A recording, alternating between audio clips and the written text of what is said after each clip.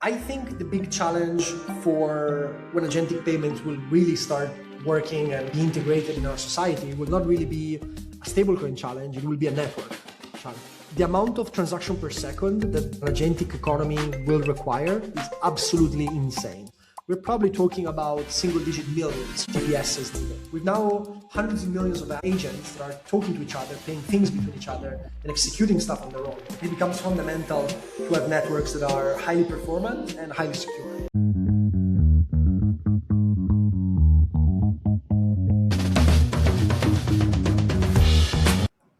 Hello, everyone, and welcome to episode 90 of Colors of Web3 and Entrepreneurship. My name is Lum, your host today. For those of you who are new to the show, Colors of Web3 and Entrepreneurship is a show highlighting the journeys of builders and innovators in Web3 and entrepreneurship. Some topics, especially in Web3, make it technical, but we do our best to keep it accessible for most viewers. Here today, I'm joined by Lorenzo Romagnoli. He's the co-founder of USDT0. Lorenzo, you want to give a quick introduction by yourself? Yeah, thank you so much for having me, Lem. My name is Lorenzo. I'm one of the three co-founders of USDT0. I've been working in the industry for the last 6 or 7 years, basically. And yeah, very, very excited to be here and happy to meet you. Awesome. Cool. Yeah, same as well. And you said it's like 3 co-founders of USDT0. You've been in the industry for like 6 years. I think a lot of the audience will be curious about what can you share a bit more about your background, what you did before Web3, and then like when you walk us back forward, like yes. present day. Yeah.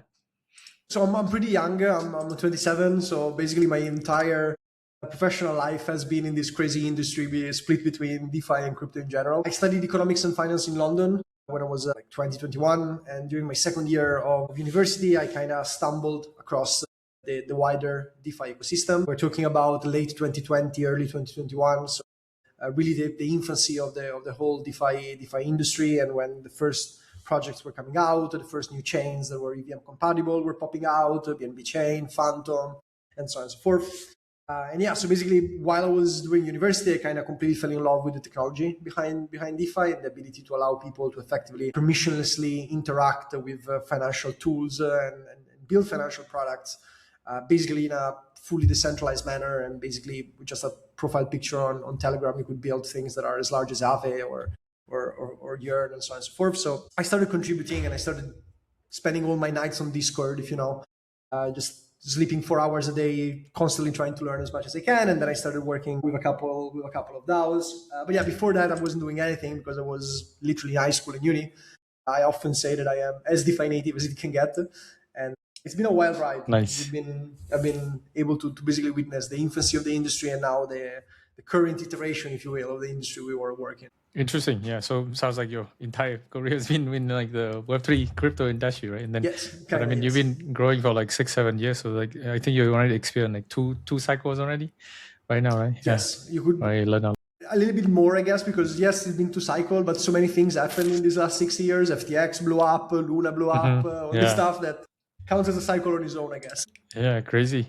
Cool. So you said you were like studying economics, right? And then you stumbled upon DeFi, and then you started contributing. What was like some of the first thing that you did in Web3 DeFi back then? So basically, it's pretty funny. Like I approached it as somebody who was studying economic finance and was really interested about all of this. And I basically found out that there was an entire industry of crazy dudes that are trying to push the boundaries of what finance looks like in a fully permissionless manner and fully online. So I started working with a bunch of DAOs, and I mean, I say working, but what I was effectively doing, I was just LARPing on Discord and trying to understand the details behind it and so on and so forth. And then I've always known the people from the Tether team, both Giancarlo and Paolo, who are the founders of Tether.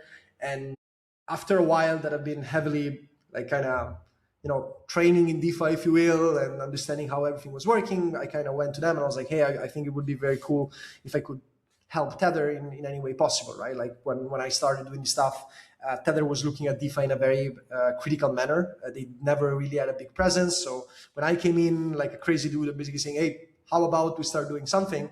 They were very interested, and we actually did a bunch of stuff together. The first thing we did together was actually Alloy, which is this CDP-backed stablecoin done by Tether, for which I'm also one of the co-founders. That works in a pretty similar way to DAI and all the other decentralized stables that are CDP backed, with only one difference, which is that it's backed only by Tether Gold. So the idea is that you take Tether Gold, you put it into a smart contract, and you mint Alloy USDT, which is another version of a stablecoin that just keeps its peg by the underlying backing of gold itself. You can really think about it as DAI or as liquidity, but only with one collateral, which is gold. And I've always been about gold bug all my life. I've always been a Bitcoin maxi all my life, so it only made sense for me to kind of understand a little bit more how these two things could play together and how Alloy could actually be developed. And we worked for like 8 months on getting this thing ready. It's been extremely challenging because I wish everybody could try it and go speak with the legal team of a very large entity like Tether and try to pitch them permissionless money. It's very funny. The reaction is amazing. So we had to do it fully KYC based. We had to get a lot of regulation done and so on and so forth. But then once we launched it, it actually grew pretty fast. It grew to around $80 million in minted. And the day we launched it was actually the day that Tether broke its previous all-time high in issuance. So after all of these things, we kind of looked at each other and we're like, well, this is amazing.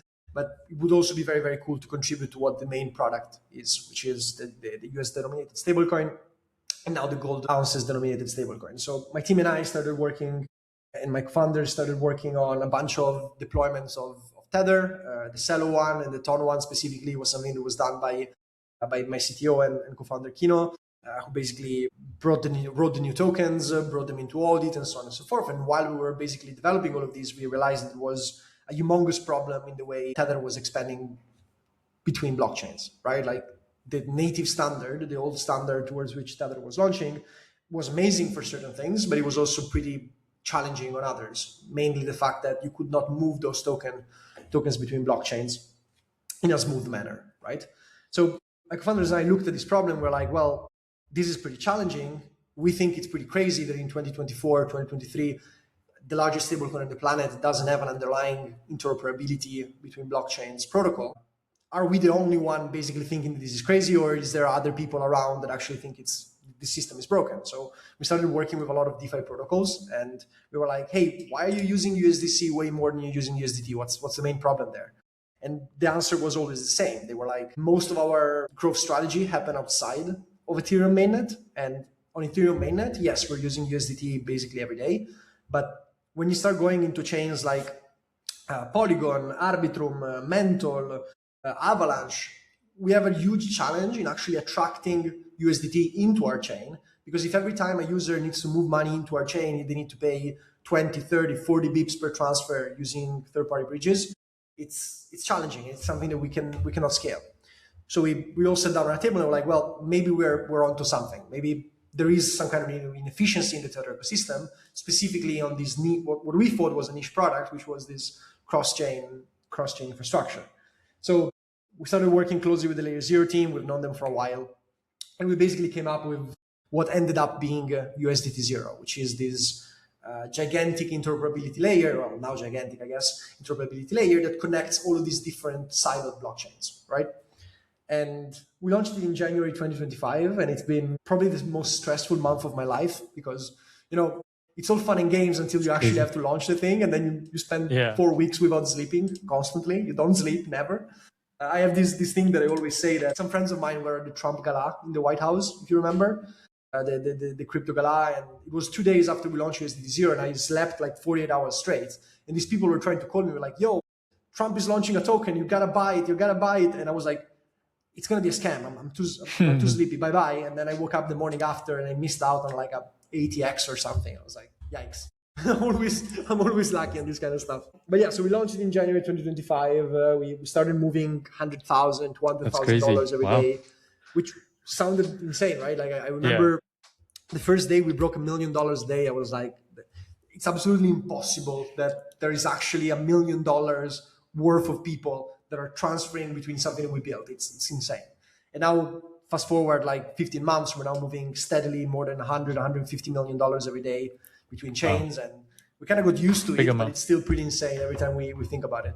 That's cool. Well, thank you for sharing that whole story. I didn't know that Tether was like, I mean, I knew that Tether was like the biggest stablecoin, but I didn't know that they were like so, what is the word here, resistant, or they didn't even have like any thought about like, interop and trying to go beyond just a USDT if you market ask me, share, it's the right strategy, right? Because when you are the largest in the market and when you're securing so much money and you're literally having a $1 trillion industry being built on top of you, you need to be very, very careful, and you need to always be very, how can I say, very careful. Yeah, I guess that's the best word on how you improve your underlying technology to make sure you don't do anything stupid that could potentially hurt the whole ecosystem. And at the same time, it's very tricky to implement something if you don't know how much it will be used. Because if you had told me 15 months ago that we would have been moving $100 billion in 16 months, I would have told you were batshit crazy. I'm sorry to say that, but I was like, there's no way in hell we're going to do it. And instead, it actually happened, because when you give better technology to builders and to communities and to ecosystems, that's actually what you get. And it's not really because we have been amazing or anything of the sort. It's just because we've been working with great people and great teams that take our product and make it 1,000 times better every time they integrate it within their ecosystem. That makes sense. Yeah, cool. Wow. So, well, before we deep dive into the whole story about USDT0 and then the growth of it, and just one side note question. I know you've been working like crazy, 24/7. That's very much a Web3 working culture. But like, what do you do for fun besides outside of work? What are your hobbies? That's a good question. So I do three things mainly. I play video games, or I used to play video games, because I'm a little bit competitive, right? So if I play video games, I want to win. And if I have to win, I have to play 6 hours a day. You play like a league, or you just play with like some friends? No, I play NBA 2K and Call of Duty, mostly Warzone. There was a moment when I was with my friends. We were like in the top 1,000 teams in Warzone, and I was like very proud of that. But then work kind of rocked up, and everybody was training, and I was working, So that stopped. So I play video games. I run. I started doing running and then marathon training, and I have a marathon coming up in October, which I am definitely not prepared for. I hope I'm going to be prepared in October, but I mean, you still have like half a year, so. Hopefully I have half a year, but when you start running 30K a day, I'm like, that's probably not my thing. But I kind of signed up to do it, and now I cannot step back. It's not nice. Nice. And I play basketball. That's the only other thing I do. And I used to play way more basketball now, but unfortunately now it's the little time you have. It's like one game a week if you're lucky, and so on and so forth. I grew up in a small town in Italy, which, funnily enough, has absolutely. I mean, we have a football team, but the football team is not really famous. And for the longest time, when I was a kid, the whole city was looking and watching and playing basketball, which is very weird for Italy, because 10 years ago nobody gave a crap about basketball in Italy. But my hometown was an outlier, and we all were playing basketball. All people of my age were playing basketball. I have some friends that went on playing in the first league and so on and so forth. And I'm here doing other stuff in Switzerland, I guess. Nice, interesting. Was that because like I know in your country probably like football is probably the number one, right? Football. So that's why everybody watches football, and I'm terrible as an Italian. I'm terrible because I do not watch football at all. I'm like, that's not my thing. I get bored instantly, and every time I say it, people threaten to take away my passport. But what can you do, I guess? Crazy. So what made the town like so interested in basketball? Like, is it maybe the whole town just watch the NBA or not really? So the thing is that we were this very small town with a very good youth sector that was training people, and all of the young guys that were playing in our hometown ended up playing for Milan, for Rome, when Rome used to be a big basketball city, and so on and so forth. So we kind of didn't have a choice. So when we were a kid, all your friends were playing basketball, so you kind of have to play basketball as well, right? I see. And I played it, and I mean, I've been playing for like 16 years or something. And it was very nice because it's a small town. It's like 30,000 inhabitants, so very, very small compared to other sizes. But now the basketball team kind of went to shit as well, and nobody's playing basketball anymore. But when I was a kid, it was a big thing. Like the whole city was going to the stadium to watch the games. There were like 5,000 people every Sunday cheering for the team, and we were all playing in the youth sector of what ended up being this large team. And it was cool because you were feeling like you were in an American movie with people cheering and so on and so forth. And now, unfortunately, it's no longer the case, but it's nice. Yeah, cool. Yeah, I bet that must be fun though. Like playing for the 16 year, that's a long time. So you must be quite good at it, I suppose. No, I'm terrible. I'm shorter and I'm a little bit fatter, so I'm literally the worst possible body composition to play basketball. Right now, I but can't tell your height I from try. here anyway. So you look a bit taller. So yeah. Yeah, like 1.7 meters, something like that, Okay. 1.75. I think that's still So relatively okay. Yeah. it's For okay, but not basketball. if you play basketball with 2 meter tall human Yeah. being that That's dunk on your head every time. Yeah. That's the unfortunate part. Well, fair point. Cool. Yeah. Well, yeah, without further ado, let's go ahead and deep dive into USDT0. I think people will be interested in knowing about like the origin. Maybe we share a bit more about the background story origin. And then afterward, feel free to share any maybe slide or website that you already have about the Yes, I can company. definitely. Maybe share with us afterward. Yes, I That'd be can. I great. can show you main our main website, which is this one basically. It may or may not be coming with a big Nice. revamp pretty soon. Basically, the way it works is pretty straightforward, right? Like USDT0 is effectively a single unified network for USDT tokens. What do I mean by that? I mean that if you have USDT tokens on Ethereum mainnet and you want to send them over on Avalanche, you cannot really do that if you're not using centralized parties like centralized exchanges or Tether itself, or third-party bridges that are usually charging a pretty hefty fee. We're talking about 20, 30, 40 bips sometimes, which is very expensive if you're thinking about moving tens of millions of dollars every day, right? We're starting to make a lot of money if you're the bridge provider, but your user will never going to be able to use you. So our take was pretty simple. Our idea was, what if we take this concept of bridging between blockchains and we embed it directly into the token level? What I mean by that is that if you want to move USDT0 now from USDT on Ethereum mainnet to USDT0 on Arbitrum or Polygon, what happens is that you're locking your USDT on our smart contract on Ethereum mainnet, which is the third largest holder of USDT globally at $3.7 billion in TVL, give or take. You lock those USDT there, and then a cross-chain message is sent using an infrastructure called LayerZero that actually lands on the destination chain. And once it lands on the destination chain, USDT0 tokens are minted from scratches. So in this case, in this scenario, you have 10 USDT on Ethereum mainnet being locked into our smart contract and 10 USDT0 on Arbitrum being minted to the user address. So once you're into the USDT0 network, you can now move your USDT0 tokens fully freely between blockchains. So if I have them now on Arbitrum and I want to send them over on Polygon, I can burn them on Arbitrum and mint them fresh on Polygon. What I mean by frictionless is effectively that you can move 1 USDT or you can move 100 billion USDT, and you're always going to pay zero fees other than the gas fee itself, which it's obviously pretty negligible because we're talking about fractions of a cent compared to 10, 20, 30 bips sometimes. Yeah.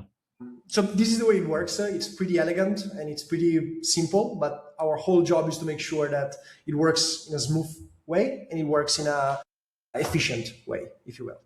And also the most important thing, our goal, which is to make sure that the whole infrastructure is secure enough to be able to be used by large institutions like centralized exchanges, hedge funds, and the average users. So yeah, we came up with this idea.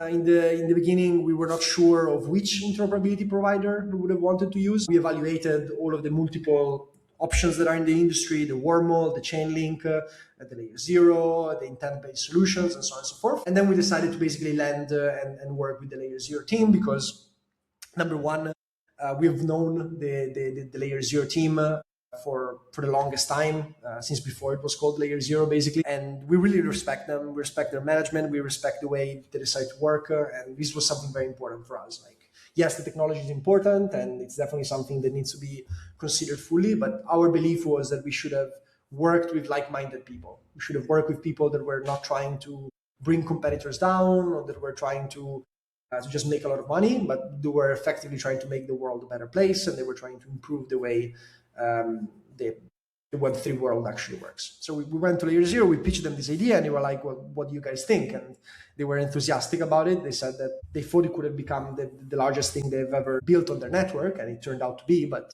back when they said it, we even ourselves were not that sure about it. Okay, so yeah, basically, when we decided to work with the LayerZero team, there were multiple reasons why we decided to do so. One of it was definitely the technological layer. Like, we really like the fact that LayerZero allows you to very deeply customize your own security setup, and more importantly, you can fully own your security setup.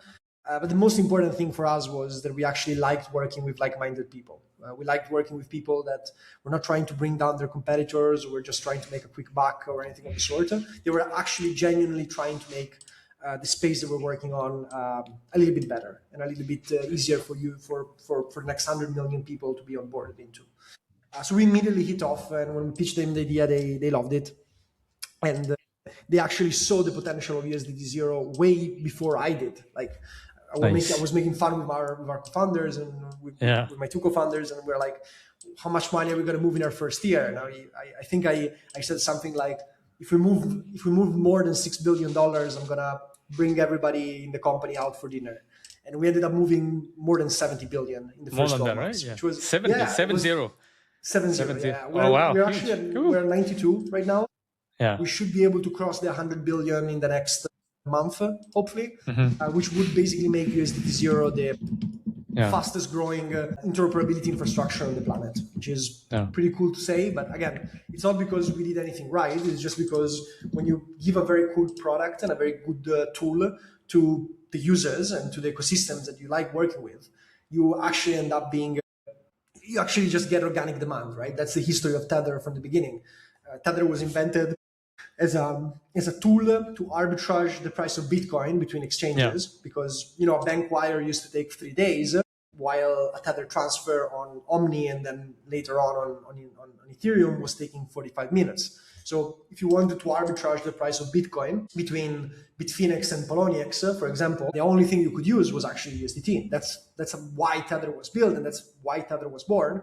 And then it turned out to be the biggest and most important financial inclusion tool in the history of humankind, in my opinion, because it's now allowing to bring the dollar to hundreds of millions of people that cannot have access to that, right? Hundreds of millions of people that are effectively forced to lose 40, 50, 60% of their saving every year against inflation. People in Turkey, in Latin America, in some part of Asia, in Africa. Like what used to be a simple tool that was meant to do just one thing, it ended up solving problems that the whole world is now facing. So obviously USDT0 is way smaller than what Tether ever will be, and we don't want to compare the two things, but we also did something pretty similar, which was we want to build something that is easy to use, and let's see what happens when we launched into the wild. And what happened when we launched into the wild was a pretty insane adoption rate that skyrocketed like crazy. And since January, we've been working with basically every large ecosystem team in the industry and every large network that is trying to get a version of USDT. And in the first 6 months, it was very, very hard to convince them, because they came to me and they were like, well, we don't care about what you're building. We just want USDT. And myself and my two co-founders, we actually had to sit on tens of hours of calls with all these protocols, basically explaining to them, well, I know that you want the old thing, but how about you give a chance to this one? And 99% of them said no, until one day we spoke with the Kraken team on their blockchain Inc. And they seemed interested, and they were like, well, actually, you know what? We'll do it like that. We'll give you guys a chance and we'll see how it goes. And from there on, it was full on snowball effect, because after Inc., Berachain, Mega ETH, Arbitrum we took over the contract on Arbitrum, we took over the contract on Polygon, and it just skyrocketed basically fully on its own. And we went from moving $200,000, $300,000 every day to moving on a good day $300 million every day. Wow, crazy! Which, for context, is more than most large remittances platforms actually do right now. Like the Western Union and the MoneyGram of this world move around $300 billion every day, every year, and USDT0 with a team of 20 people and 3 guys with an idea basically went on moving $100 billion kind of in the same time, which the orders of magnitude start kind of matching. Like it's way easier to get from 100 billion to 300 billion than to get from 0 to 100 billion. So interesting. Our hope is to be able to get hopefully to like $1 billion a day by the end of 2026. It's pretty aggressive, but we truly believe we can get there. Crazy. Wow, that's like a meteoric rise, right? Of the USDT0 over, like you said, like 15, 16 months, right? Since the launch. That's crazy. 15, yeah. 16, I guess. Okay. It was January last year. So January, so 16. Okay. Yeah, and multiple times we thought things were going very badly, right? Because sometimes a large platform gets hacked, and now because this platform gets hacked, nobody trusts anyone else. A large hack happens on a bridging provider, and then you're caught in the crosshair because people do not understand the difference between different bridging providers and different bridging infrastructure. So it's really something that surprised us, and we would have never bet in the beginning that we could have grown so faster and so smoothly on all of those ecosystems. But that's kind of what happened when you give better technology to users. They tend to use it Interesting. quite a lot. Yeah. So after in the past like last 15 months, can you share maybe like what are the most heavily used segments or the users of USDT0? I'm sure you Yes. probably have like some certain segments, right? Who using this product, because that's a big amount. I can't imagine it's like, I don't know if it's like mainly retail use or mainly other protocol and There's multiple things, right? So on one side, you have to think that USDT0 has two sides. There is the interoperability side, which means when users are transferring USDT0 between blockchains. And then there is the blockchain layer, which is when users send USDT0 from my address on Arbitrum to your address on Arbitrum, right? So these two are very different user profiles.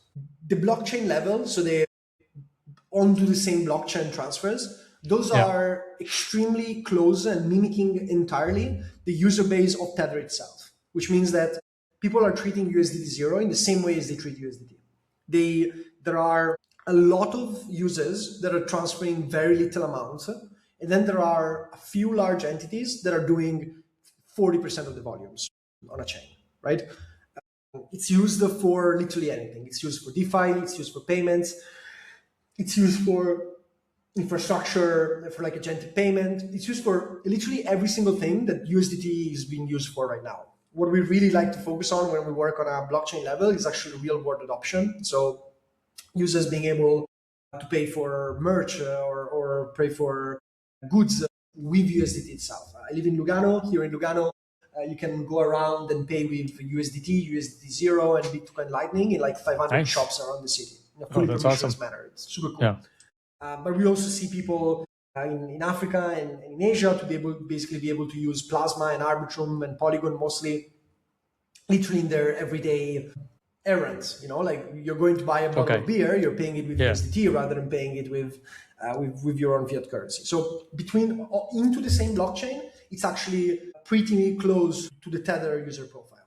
When we move on to what we really focus on, which is the in between blockchain space, so the transfers between Polygon and Arbitrum and so on and so forth, it changes a little bit, meaning that we have a lot of users and we have a lot of unique transactions. We see, give or take, between 15,000 and 17,000 transactions on a good day, which most of these transactions are small to medium. So we're talking between 0 and 20,000 USDT. And then we have a couple of transactions, like 50, 60 a day, that are above the $1 million in size. And sometimes we have gigantic outliers, like, for example, one time, I think it was Binance, they moved the $800 million over 3 hours between our infra through the same addresses, which was super stressful because they didn't tell us. So I was sleeping, it was like 4 a.m. in the morning in Europe, and my pager duty goes off saying, hey, something is wrong, there are huge transfers happening. And the first thing we thought was like, oh, okay, we got hacked, crap, what's happening? So we go and we see it, and we realized it wasn't hacked, it was actually Binance moving $800 million of their treasury via the rails that we built. So we all relaxed for a second and we called Binance and we're like, is this you? Yes, that's us. It's like, nice. Next time tell us, please, because this way I can avoid waking up at 4 a.m. being scared for my life. But yeah, basically the user profile is a bit different. You have, again, a lot of small users, but then you have those big outliers that are basically moving huge amounts, like hundreds of millions a clip in one go. Like and it's very interesting to see. Yeah, centralized exchange or hedge funds also. Like if you think about hedge funds that are basically farming in DeFi, they cannot afford to spend 15 bips to move $100 million because 15 bips may be 5 days of farming. So what do? They use us and they do it completely for free. And I remember when we launched it, all of those large hedge funds, they came to me and they were like, you're my new best friends. Thank you for this. I'm like, why? It's like, well, because you have a free product that can allow us to now farm with USDT across the entire board of chains that we want to work on and want to focus on. So yeah, the user base is very different, but we're literally seeing anything. The only places where we are a little bit less strong are places in which stablecoins are not really needed, like Europe, like the US, those extremely developed countries are places where stablecoins are not really something that people need to use to survive, and therefore they use USDT a little bit less. They prefer using MiCA compliant stablecoins or other versions of stablecoins that actually meet their needs a little bit more. I see. Yeah, that makes sense. So basically, you capture like basically the rest of the world except maybe US and Europe, right? Basically. Yeah, correct. Yeah. And Okay. this is for the US dollar denominated product. For Tether Gold, which is the other product that we're doing, that is a little bit more different because I think gold denominated stablecoins are extremely useful also in places like Europe and the US. Okay. Interesting. But that Tether Gold probably has a different profiles of the user, right? I'm curious about that. Who would be Yes, like the so potential user for that? Yeah. Tether Gold is still in its infancy, right? Like it launched in 2020, but only in the last year and a half, we actually seen a lot of growth to the product. I'm going to start by saying that I am very biased, but I think Tether Gold is going to be one of the coolest things we've ever seen in this industry. We have still not realized the impact that bringing gold into the blockchain can have. Gold has been historically the best store of value in the history of humankind. My macroeconomics professor, I think it was my macroeconomics professor in my second year of uni told me this story that 1 ounce of gold back in the Roman Empire could buy you a sword, a pair of sandals, and a tunic. Yeah. 1 ounce of gold right now can buy you an AR-15, a pair of trousers, a pair of shoes, and a t-shirt. The amount of the purchasing power of gold has been increasing at best, if not kept stable, basically for the whole history of human life. Like it's not something in the last 1,000 years, but we're talking about tens of thousands of years sometimes. But it had limitations. Main limitations being it's expensive to store it, it's expensive to you to bring it around because people can, rob you and go away. It's very difficult. It's very easy to counterfeit in certain situations, and it's not made for the age of the internet, right? Like if I want to buy something in the US, what am I going to do? Am I going to mail you a gold coin and you're going to take it and put it in your bank? It doesn't work. But Tether Gold fixes it. Tether Gold allows anyone, in the same way as they can now access the US dollar, they can now access the gold-denominated market, and more importantly, they can send gold between each other in a fully permissionless way, without limitation of size and anything of the sort, via the technology that we've built for the internet, which is the blockchain. So I'm a huge gold bug.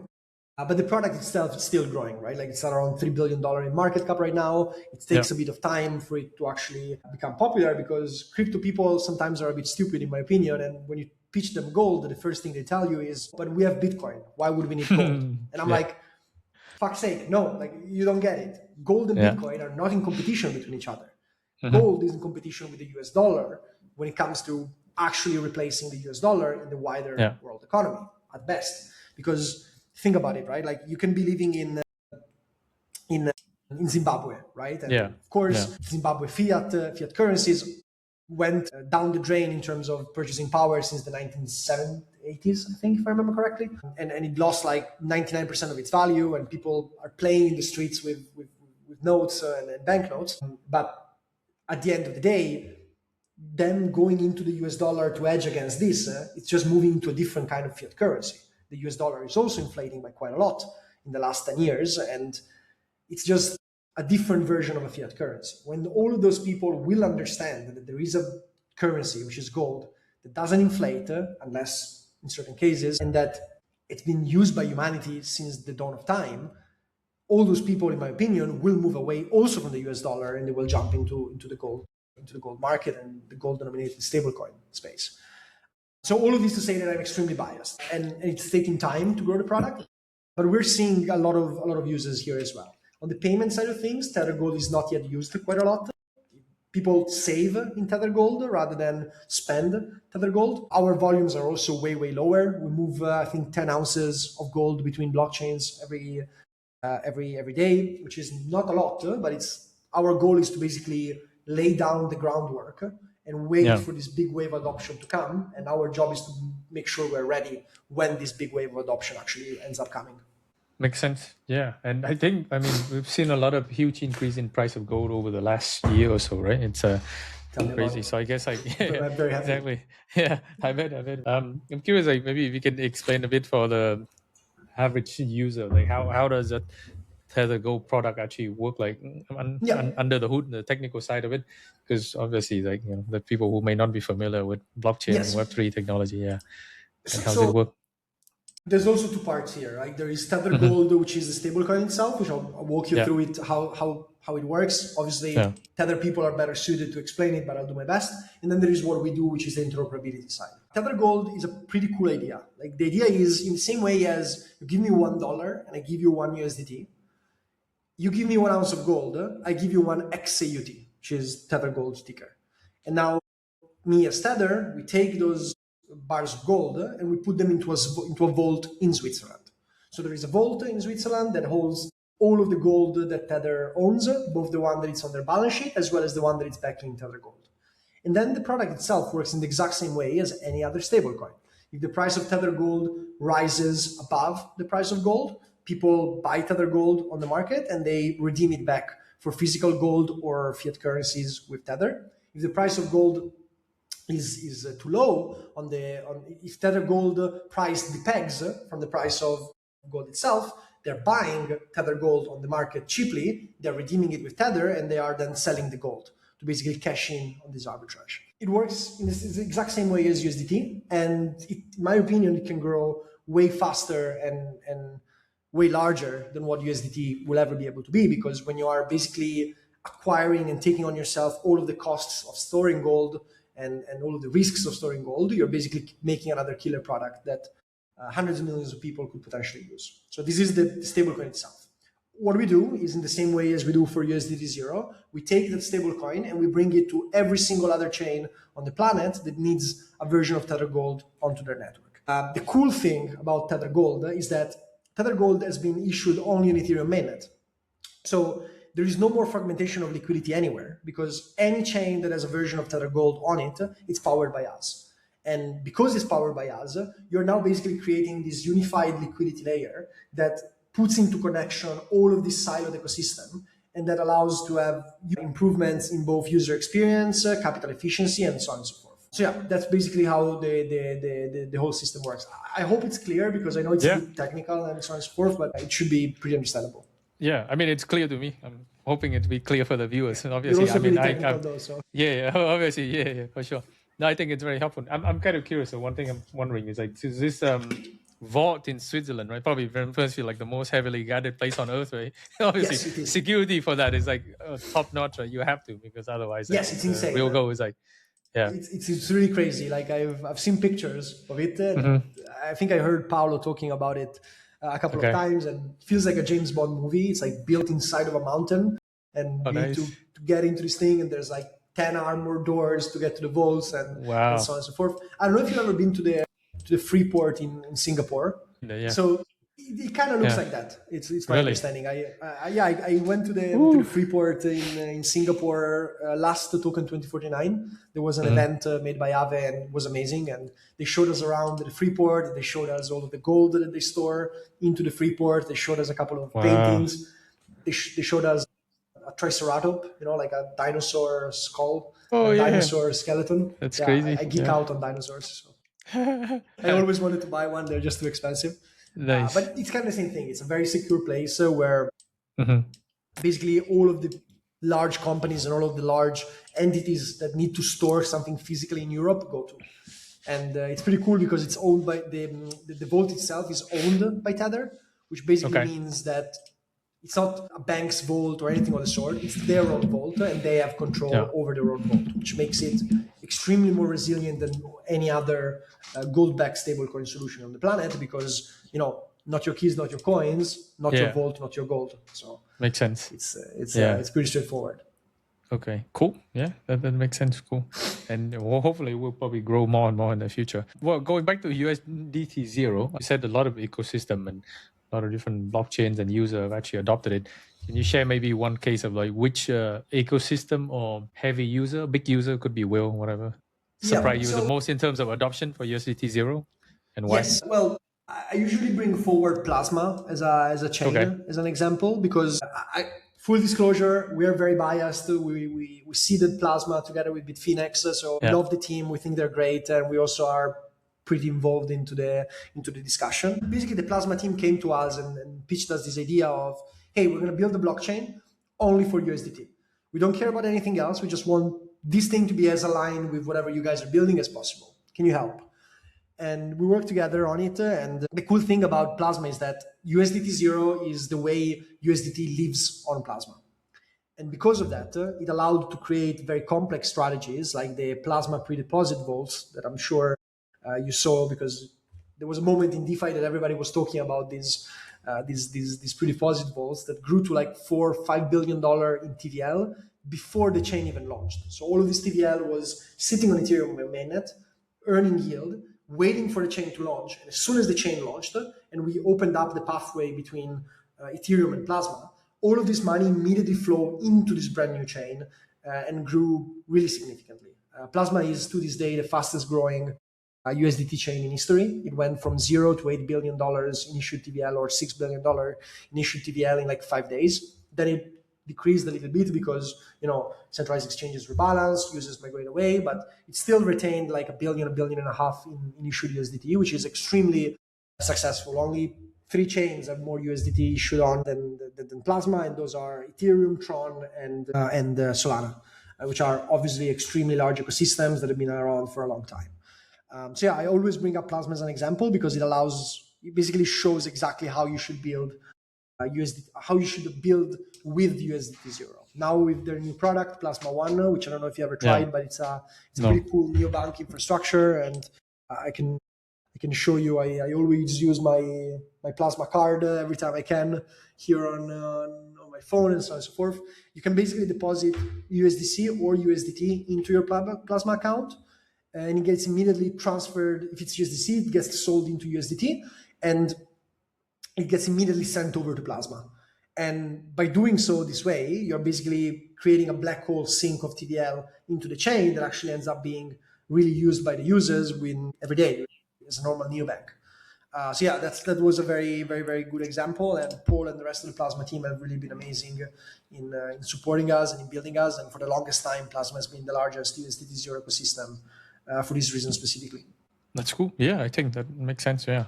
So now I have like one chain where like USDT0, you said is like where it lives on the chain, right? It's like the canonical version, I suppose. Yeah. All of the chains we launch on, they treat USDT0 as the canonical version of USDT. Okay. It's funny because a lot of old chains came to me and they were like, hey, can we get USDT0? And I'm like, well, you don't really need USDT0 because you have USDT already. So we can try to work on solutions to connect your already existing USDT to our ecosystem, but it makes no sense for me to launch USDT0 on a chain where USDT already exists, because on those networks, there's just going to be fragmented liquidity and a pretty bad user experience.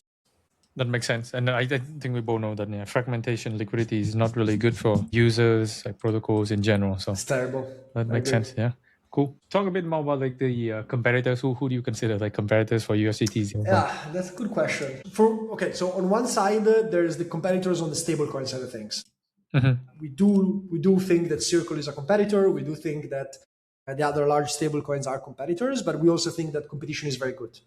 Competition is what drives an industry forward. And very honestly, if Circle didn't pioneer the cross-chain model tied to a stablecoin, we would have not forced, but incentivized to create our own version of it, to basically give our own users the ability to do the same thing.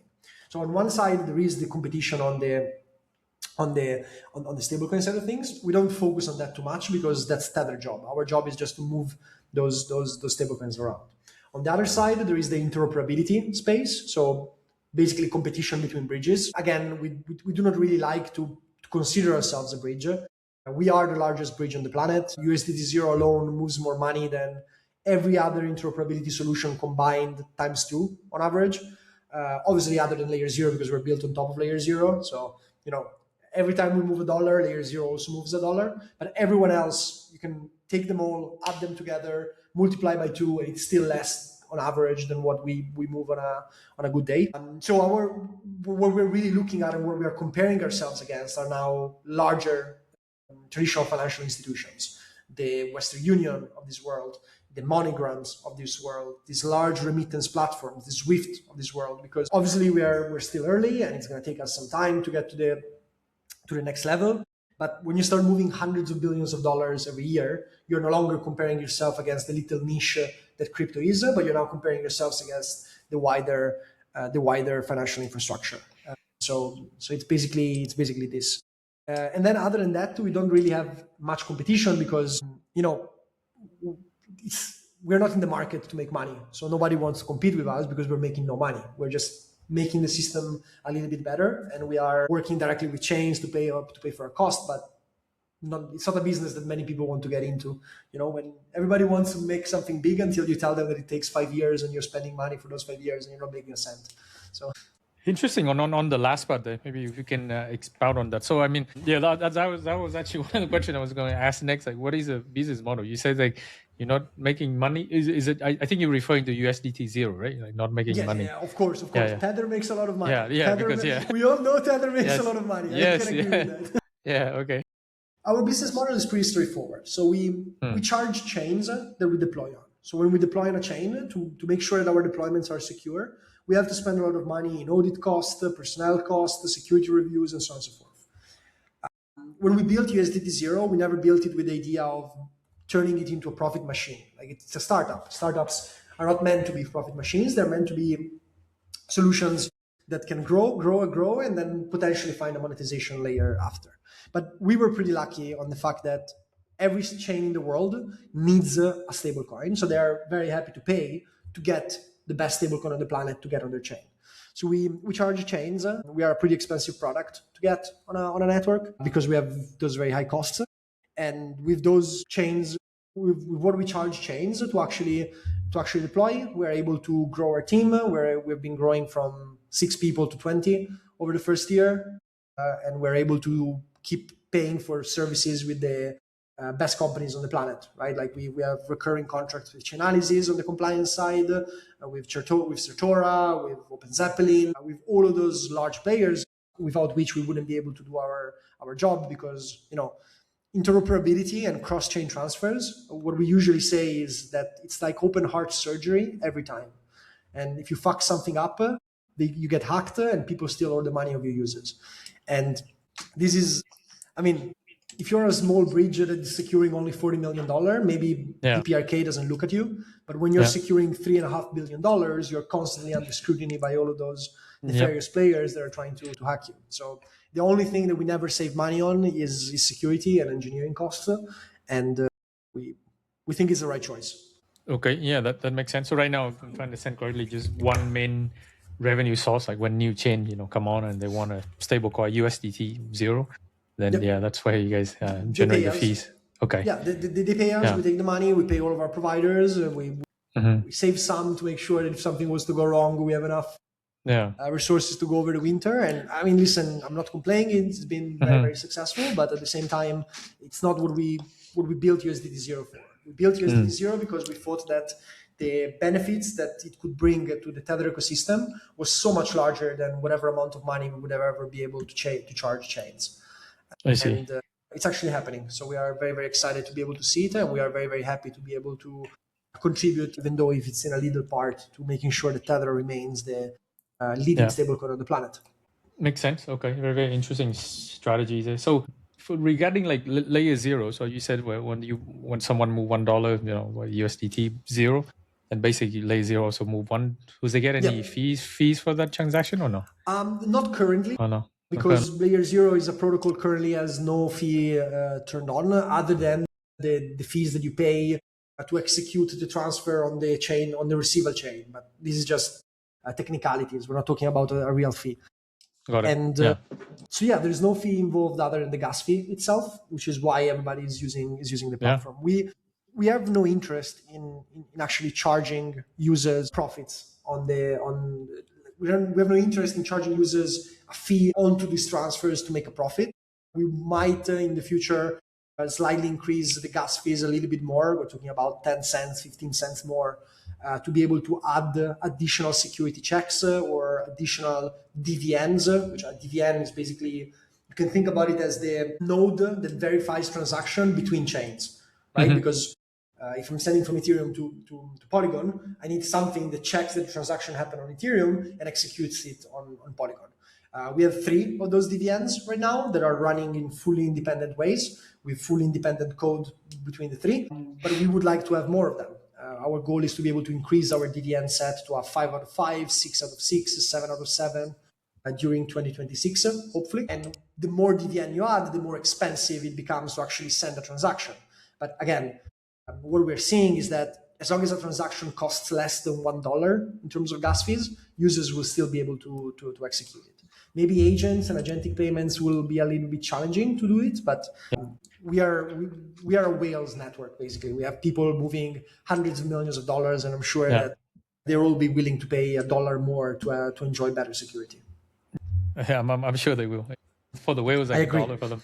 Yeah, they used to pay like, I don't know, like 1 beep or whatever, right? But several beeps. So like, for this sometimes is like 5 beeps, which, by the way, a few times over the last year, we kind of sat down on a table and we were like, okay, so we did $90 billion in volume. If we had charged 10 bips on those $90 billion in volume, we would be pretty okay, you know? But at the same time, it's also important to, this is something that we learned pretty early on. Being greedy is not the way to do good business in an industry like crypto. Yeah, so it's something that we have learned pretty early on, and we kind of keep building with this ethos in mind every day. We don't think people should be charged for their normal action of moving tokens between address A and address B. So why would they be charged to move it from chain A to chain B? Yeah, makes sense. Cool. Well, I mean, since it sounds like everything is like going really well, but could you share a bit about like some of the challenges like facing your team, USDT0? Yeah. Anything? Things are going pretty well, I have to say. So it's been hard to identify challenges, and usually when we do identify them, we hyper focus on them to try to solve them. I think there's mainly 3 aspects, right? One aspect is the security aspect that I mentioned before. We know that every day there is at least 30 people in North Korea trying to hack us constantly. That's what they do. That's what Lazarus and other DPRK hacking groups do. And we know we have a target on our back. So this is one of the things. We are very paranoid. We hold ourselves to the highest security standard in the industry. And even though we do that, sometimes that's not enough. So we constantly trying to improve our own security standard. And sometimes we do things that only we do. A lot of times we have to evaluate a chain to decide how long it takes to leave that chain, for example. And we realize that there is no one in this industry that can help us on that, because nobody has the problem that we do. Because if you deploy, I don't know, Aave on a blockchain, maybe there is a chance that DPRK could hack a blockchain just to hit Aave, but it wouldn't really make any sense because the economics would no longer work. On our side, with $3.5 billion that could be stolen, it starts to become feasible. So we ended up figuring out that we had to build our own risk analysis team, and it's something that it's taken us a lot of time, a lot of resources, just because we cannot do things halfway through, right? They need to be done to the best possible standard. So security has definitely been one. Explaining the product has been another challenge, because people are like, oh, but I don't care about USDT0, I just want USDT. And I'm like, well, no, hold on, it's the same thing. The only difference is that we offer you something more. So how about you hear my pitch and then you tell me if you care about it? And then usually they say yes. And then after they hear the pitch, we're like, oh, USDT0 is exactly what we've been looking for. I'm like, you don't say it. Yeah. Bet, I told you. So this is the other thing. And then the third thing is actually trying to understand what we can do better. So what kind of tools, what kind of additional inefficiencies are existing in the Tether ecosystem that we are not seeing and that we should be seeing to make a better product. And this is what we've been doing for the last 6 months at least. Everdon Labs, which is the company behind USDT0, USDT0 is not our only product. It's our most successful one, but we are constantly looking at other areas in which we could contribute to make sure that Tether can be more used and more users can have less of a pain to actually interact with Tether. So we're going to be working on a bunch of other stuff in the next few years. It's just that it takes time to actually scale up the team properly. Yeah, makes sense. Yeah, I mean, you guys do very early, I would say, right? Like 16 months in, and then yes.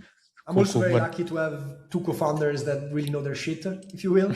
And both of them are extremely knowledgeable in their areas of expertise. And I'm very, very lucky to be able to work alongside with them, because sometimes when you do things like we do, there are moments of despair. There are moments that when after the third time somebody tells you we don't want your product, you're like, Maybe I'm wrong. Maybe nobody really cares about this product. Thankfully, my co-founders we were helping each other to kind of, like be next to each other in those moments. We're like, maybe the next one will. And then thankfully, at one point, somebody did want the product, and then it just went snowballing from there.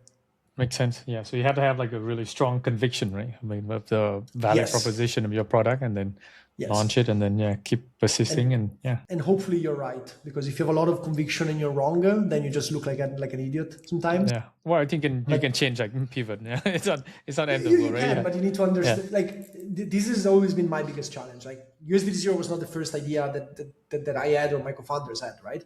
But it's always tricky when you have an idea on your own to actually see the weak point of this idea, if you will, and it's something that we're trying to do every day to try to be better as entrepreneurs, or just straight up as people that are trying to build something cool. Makes sense. Just a few more questions. For sure, go for it. Show. Yeah. In general, I guess in the future here, do you see like a future where it's like one dominant stablecoin everywhere, or is it going to be like many local stablecoins like connected together? What's the future look like of stablecoin? I think, and again, I'm biased, but I think 80% of the market will still be cornered by one single solution. So there's going to be multiple other stablecoins all over the planet, but 80% of the users will be on one stablecoin only. That's just because of the power law.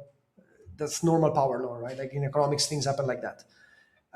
I think that the solution will be USDT, because Tether, and I can say it because it was not my idea, it was obviously Paolo and Giancarlo and the rest of the Tether team's idea. Tether is the only stablecoin that really understood where the product market fit really, really lies.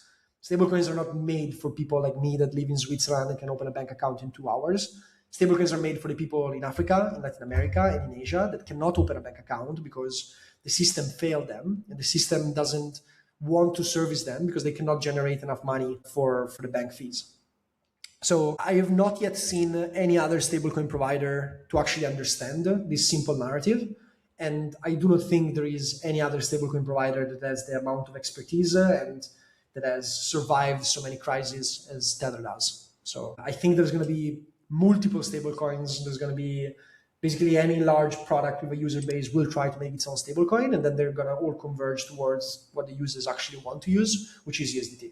Okay, yeah, like that makes sense. Yeah, interesting.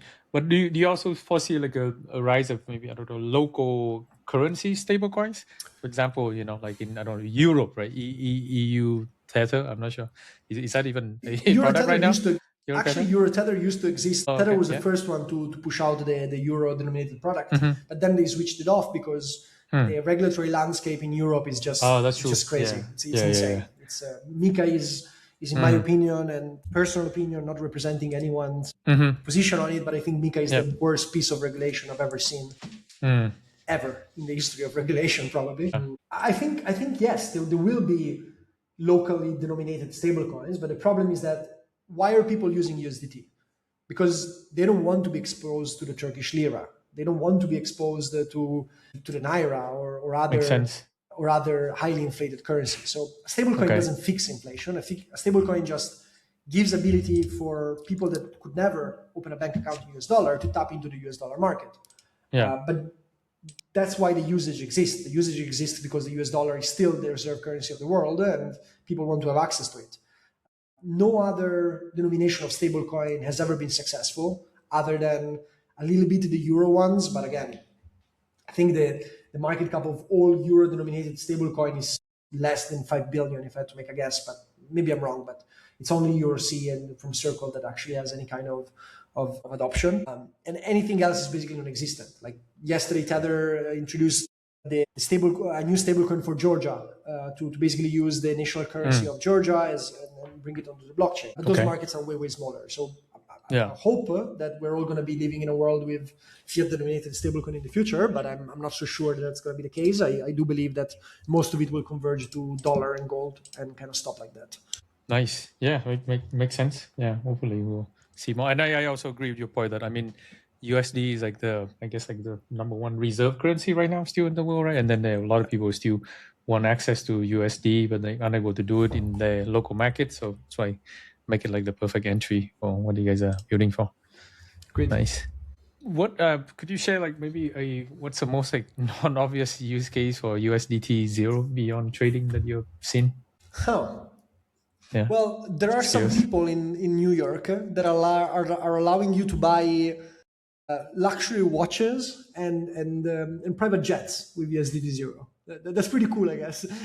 I'm obviously not being able to try them because I cannot afford That's one. pretty cool. But Yeah. we have seen a couple of transactions actually going through from this team that was actually basically the way it was working is that users wanted to pay with USDT on Tron, and Yeah. then they needed to cash out. The merchant itself needed to cash out with USDT0 on Polygon. So they're accepting these very large payments as a merchant, and then they are immediately sending them over to Polygon or Arbitrum to basically offboard them into the centralized exchanges. And I always like to see those kind of products being born in the wild without us knowing, because I met this guy in New York City and he was like, well, we move around $20 million between your chains every single day. And I'm like, really? Crazy. That's you? That's amazing. Tell me more about it. And it's actually very cool. And other than that, we don't have many other crazy use cases. But I mean, anyone can build whatever they want on USDT. So I'm sure that there are some people that are building some pretty crazy stuff, but nothing pops into my mind other than those large payments. Gotcha. Yeah, no, I think that's a very clever use case right there. Yeah, for sure. Yeah. And right now we're living like in the age of like artificial intelligence, right? Everywhere you go is like gonna go into like AI. I'm curious, like, what's your take on like how was the agentic AI, agentic payment, the whole space affects stablecoins? Is that a good thing, bad thing, net positive? Good thing we're focusing a lot on it. Like all of the USDT0 product are built so that agents can integrate them and that agents can actually execute everything they need fully on their own, right? Like if I'm sending 10,000 USDT between Polygon and Arbitrum, I cannot wait for somebody to process a withdrawal on a centralized exchange if I'm an agent. I need something that programmatically executes it and programmatically brings it forward. I think the big challenge for when agentic payments will really start working and be integrated in our society will not really be a stablecoin challenge, it will be a network challenge. The amount of transaction per second that an agentic economy will require is absolutely insane. We're talking no longer about tens of thousands or even hundreds of thousands of TPSs, transaction per seconds.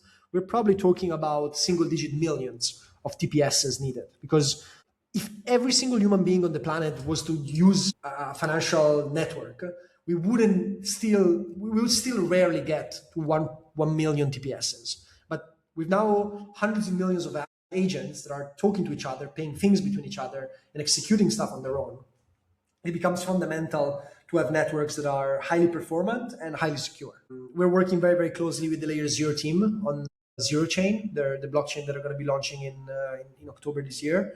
And we think it's one of the best designs on how you could actually reach those single-digit millions of TPSs. And on our side, obviously, our network has never been clogged once, so we can process hundreds of thousands of TPSs between our chains, but we do expect cross-chain interactions to be less. The numbers will be lower compared to same chain interactions between agents. So we're still working very hard on it. We're working on a whole suite of toolkit products to help agents to actually build on top of USDT0. But yeah, it's one of the things that we're focusing the most on right now. So we're very, very excited about it. Well, yeah, that sounds very exciting for sure. And like you said, in future, I mean, obviously, agent they move at like speed up very fast, right? It's like faster than faster than human can react. So we definitely will need like 100,000 or even 100,000 TPS or even more in the future. Probably more. 100,000 TPSs would be easy to achieve. The problem is when you get to the millions. I think it's pretty challenging.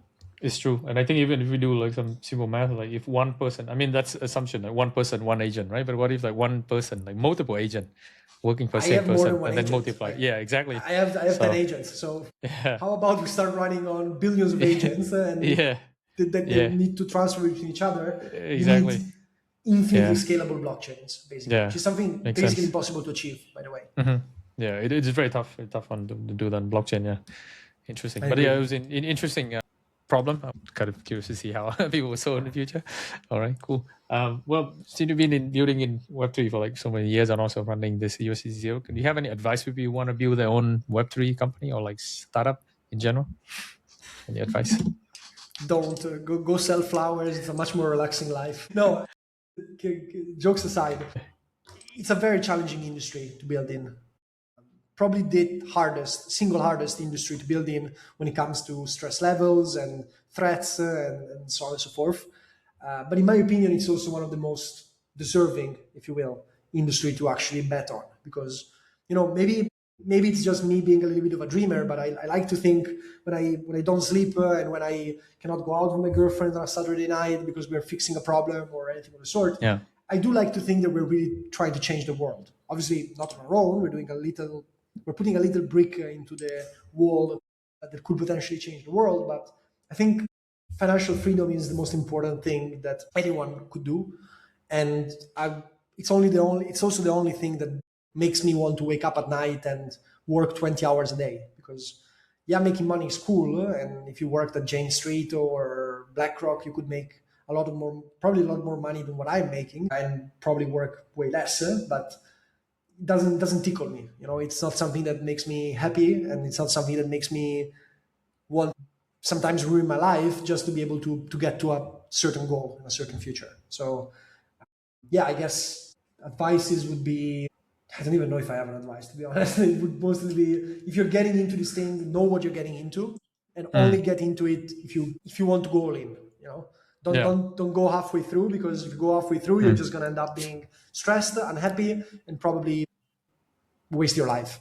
So if you want to do this thing, do it the right way. And if you want to do it the right way, it's going to be harder, but it's also going to be probably the most deserving, if you will, or self-fulfilling thing that I've personally experienced in my life. Makes sense. And I totally agree. I mean, Web3 is not an industry where you can just come in, wave your hand around, and it's it's like you have to be fully committed, right? 24/7. It's like yes.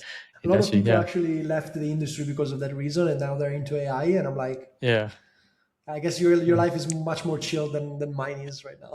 Yeah, interesting perspective. Cool. Yeah, and the final question: where can people follow you and all the USDT0? Feel free to share any public handles for you or your company. So you can follow our Twitter profiles at USDT0._TO. My personal profile is at Zero Lore, so ZEROLORE.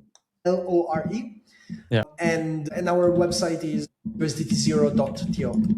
Obviously, our documentation is there; it's fully there, and you can learn about it and see what can happen.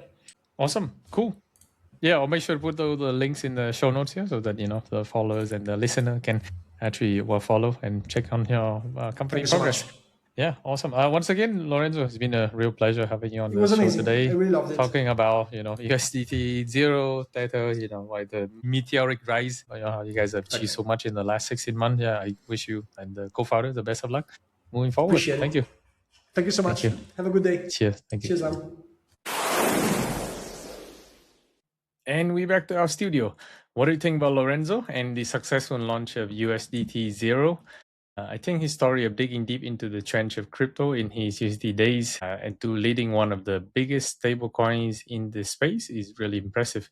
The biggest takeaway for me is that stablecoins are not just trading tools, they are becoming global financial infrastructure, especially for people in Africa, Asia, Latin America, and other markets who need access to USD without a US bank account. What was your favorite idea or moment from the episode? Please leave a comment down below. For the next episode, we'll be talking to Matthew Schneider. He's the president and CEO of Building.inc, where he works on the data infrastructure behind real estate finance. His background combines real estate technology and capital markets with a focus on how AI and blockchain can make property information more trusted, usable, and finance ready. He's also a public speaker, guest lecturer, and host of Code and Concrete, a podcast on real estate, technology, and the built environment. If you enjoyed this episode, please give a like and subscribe. It means a lot to us. Thank you for watching, and see you next time.